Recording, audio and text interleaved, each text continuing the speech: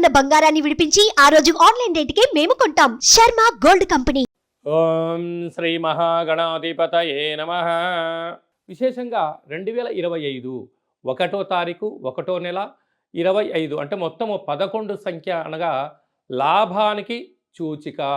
2025 9 శుభసూచికమైన సంఖ్య కనుక పూర్ణ సంఖ్యలు అవ్వడం వలన కొన్ని కోటాన కోట్ల మందులకు రెండవ సంఖ్య అంటే విక్టరీ సంఖ్య విజయానికి ధనానికి ప్రతీక అని, 9వ సంఖ్య నవగ్రహాలలో పూర్ణ సంఖ్య అవ్వడం వలన అన్నింటా విజయం పలికేటువంటి ఈ సంవత్సరం అని చెప్పి మనమందరము గుర్తుపెట్టుకోవాలి. ద్వాదశ రాశుల్లో గ్రహ గమనాలను ఒకసారి వీక్షింపచేద్దాం. వృషభ రాశిలో దేవగురు బృహస్పతి సంచార స్థితి, కన్య రాశిలో కేతు సంచార స్థితి, కుంభరాశిలో శని భగవానుడు సంచార స్థితి, మీనరాశిలో రాహు సంచార స్థితితో ప్రధానంగా గ్రహ గమనాలు ఈ విధంగా ఉన్నాయి. ఈ సంవత్సరము 2025 సంవత్సరంలో మే నెలలో విశేషమైన 4 గ్రహాలు కూడా మార్పు జరుగుతున్నాయి. ఇది చాలా అరుదుగా జరిగేటువంటి గ్రహ సంచార స్థితి కనుక 2025 సంవత్సరం అందరికీ యోగదాయకమైన సంవత్సరం అని చెప్పి కూడా గుర్తుపెట్టుకోవాలి. మిథున రాశి వారికి 2025 సంవత్సరంలో స్వాగతం పలుకుతూ అద్భుతమైన విజయాలు మిథున రాశి వారి సొంతం అని చెప్పి కూడా గమనించాలి.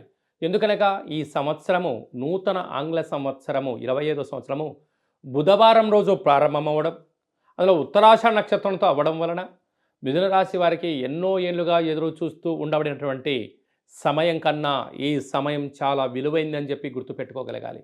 అంటే వీరి యొక్క ఆలోచనలు ఊహాతీతం, వీరి యొక్క చర్యలు, వీరి యొక్క కార్యక్రమాలు, వీరి యొక్క పనులు ప్రారంభించడం కూడా సమాజంలో అందరికన్నా ఒక వైవిధ్యభరితమైనటువంటి ఒక విలక్షణమైనటువంటి పనులు ప్రారంభిస్తూ అద్భుతమైన విజయానికి మిథున రాశి వారికి సంవత్సరం సొంతం అని చెప్పి గమనించాలి.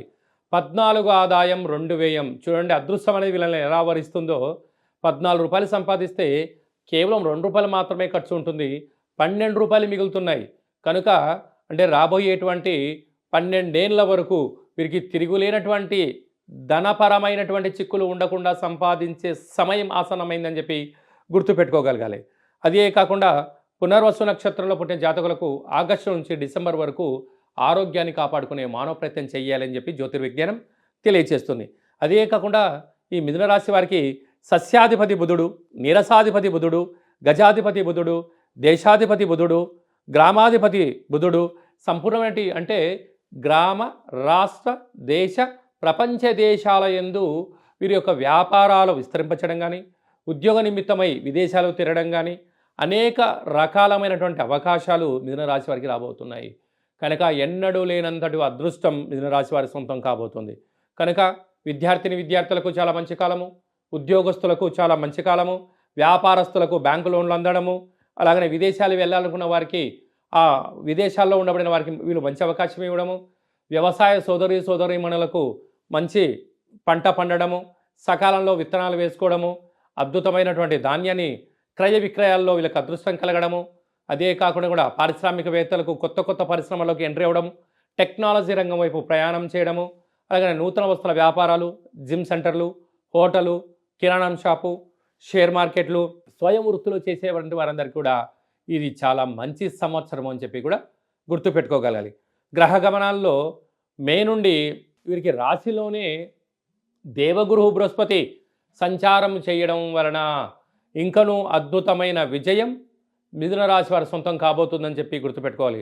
కనుక వీలైనంత వరకు మౌనం, ధ్యానం, ఏకాగ్రత, ఏకాంతము, ఏదైనా ఒక పని చేసేటప్పుడు దాని పూర్వాపరాలు తెలుసుకొని నీ చుట్టూ అనేక మంది నీ బంధువులని, మిత్రులని, స్నేహితులని సన్నిహితులమని చెప్పి ముసుగేసుకొని తిరుగుతూ ఉంటారు. కానీ అంతర్గతమైనటువంటి శత్రువులు పొంచి ఉన్నారు.